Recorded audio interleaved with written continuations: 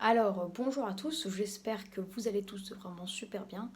Je vous retrouve aujourd'hui pour une nouvelle vidéo qui va vous parler de la Niña et des conséquences qu'il pourrait y avoir. Alors déjà, on a déjà parlé des conséquences qu'il devrait y avoir pour l'hiver. Logiquement, la Niña est synonyme d'hiver précoce en France, donc un hiver qui débuterait euh, en novembre, donc un mois de novembre qui serait plutôt froid. Sauf que cette année, le mois de novembre est chaud. Et je vais vous expliquer tout de suite pourquoi. C'est une petite intro parce qu'après je vais parler de la durée de cette Niña. Alors, tout simplement, la Niña n'est pas assez forte encore en ce moment et elle n'a pas encore ses impacts. Parce que je vous rappelle que la Niña donne ses impacts un mois après. Donc, admettons, on avait 1 degré de déficit, ce qui n'est pas forcément assez, surtout s'il y a beaucoup de douceur vers l'Europe en octobre. Et donc, du coup, en novembre, on avait euh, c'est là qu'on devrait avoir qu'on devait avoir les petits impacts. Mais 1 degré, bah, c'est pas forcément assez. Par contre, en décembre, 1 degré 7, là, enfin 1 degré 5 en novembre, pour décembre, ça va être assez. C'est pour ça qu'en décembre, on prévoit un mois froid. Voilà. Mais en tout cas, on prévoit toujours un hiver froid. Et une fin novembre c'est incertain, c'est bizarre. Même encore aujourd'hui, on prévoit encore, à partir de samedi prochain, un temps, on ne sait pas, c'est un temps incertain. Voilà. Mais maintenant, on va parler de cette durée, de la durée de cette Niña. La Niña devait durer jusque en mars. Je vais vous dire pourquoi. Elle devait atteindre son pic au tout début en décembre. Et commencer à remonter en janvier, puis en février. Et en mars, elle devait atteindre les moins 0,5 ou même les moins 0,4. Donc on devait repasser en phénomène neutre pour mars. Et avril, voilà, en neutre. Et après, peut-être même pour l'été, pour l'automne 2020, enfin 2021, pour l'été-automne 2021, repasser en Nino. Sauf que là, différence. La Niña a déjà atteindra son pic en janvier. Hein, en moins 1,7 en décembre, mais moins 2 degrés en janvier. Parce que la Niña s'annonce plus forte que prévu. Certains disent même moins 3 degrés. Là, ce qui serait un record absolu. Parce que jamais, en tout cas depuis les relevés météo, la Niña n'a atteint moins 3 degrés. La Niña n'est jamais descendue en dessous de moins 2,5.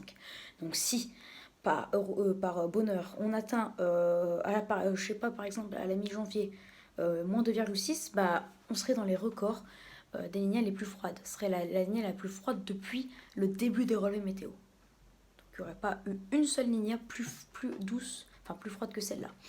Ce serait super et synonyme d'hiver très froid et neigeux. Enfin, neigeux, je sais pas, mais très froid, oui, et donc sûrement neigeux. Euh, voilà. Ensuite, en février, on ne sait pas. Ça devait bien remonter, mais finalement, là, on se dit que la Niña pourrait se prolonger. Donc, on est entre les deux, donc on se dit on aurait un déficit qui remonterait légèrement, mais moins 1,5. En mars, on se dit, bon là, ça va remonter, moins 1. Enfin, non, moins 1,2. Euh, Et on se dit pour avril, moins 1. Pour mai, on se dit moins 0,7. Et qu'est-ce que ça veut dire ça? Bah, tout simplement, ça veut dire que la Niña pourrait se prolonger jusqu'en mai 2021 et non en mars. Donc on pourrait, du coup, avoir, dans les conséquences, un printemps pourri. Quand je dis pourri, c'est pourri pour ceux qui n'aiment pas le froid, l'humidité, ou peut-être même la neige. On devrait même avoir de la neige en avril même, hein. C'est possible. Parce que je vous rappelle que les températures en avril,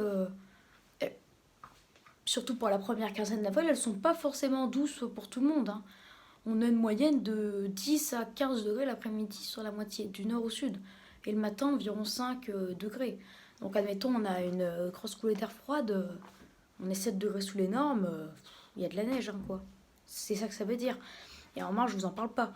C'est pour ça que en mars, on prévoit un mois sous les normes. En avril, on prévoit un mois sous les normes. Et en mai, on prévoit un mois largement sous les normes. Avec les derniers épisodes neige en pleine pour début mai. Voilà, donc la lignette devrait se prolonger jusqu'en mai. En tout cas, elle a 70% de chance de se prolonger jusqu'au trimestre avril, mai, juin. Donc jusqu'en mai.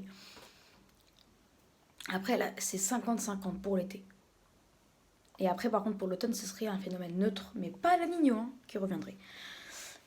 Par contre, je vais vous parler de certains modèles. Ça concerne 15% des modèles. Certains disent qu'on attendrait un pic en janvier et en février, que ça commencerait à remonter en mars, on sera à moins 1,7 parce qu'en février, les modèles qui prévoient une poursuite de la Niña pour l'été prévoient en janvier et en février un déficit de moins 2 degrés ou de moins 2,2, moins 2,1, moins 2,2. En mars, une remontée, moins 1,9 même, pardon. En avril, moins 1,5. En mai, moins 1,2. Et pour l'été, on prévoit environ entre moins 0, environ moins 0,7, moins 0,8. Donc on prévoit une Niña qui devrait durer jusqu'à l'automne, certains prévoient. Mais en moyenne, on prévoit une Niña qui devrait durer jusqu'en début d'été. Voilà, donc jusqu'en fin mai. Jusqu'en fin de printemps plutôt. Et donc du coup, synonyme d'un hiver froid et d'un printemps vraiment sous les normes avec les derniers épisodes neigeux. Donc admettons, le mois de décembre, il est complètement raté. Parce que bien sûr, il y a très peu de chance. Admettons, on va se dire, finalement, même avec la Niña, le mois de décembre, il y a tellement de douceur qui remonte vers du sud, que la Niña, n'a aucun effet et que le mois de décembre se révèle au-dessus des normes.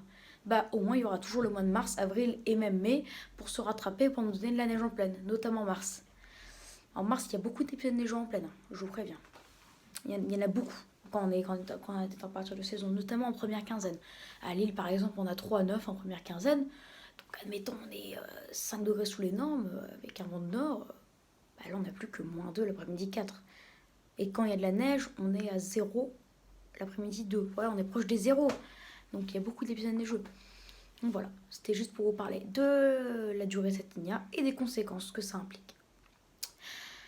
On fera un autre petit point sur la Niña et sur son intensité dans une prochaine vidéo plus tard. Allez, n'hésitez pas à vous abonner. Déjà, j'espère que cette vidéo vous aura plu. N'hésitez pas à vous abonner et à liker cette vidéo. N'hésitez pas à partager la vidéo avec qui vous voulez, amis, famille, etc. Et n'hésitez surtout pas à me donner des idées pour mes futures vidéos. Voilà, très bonne vidéo à tous et je vous dis à plus tard pour une prochaine vidéo. Ciao!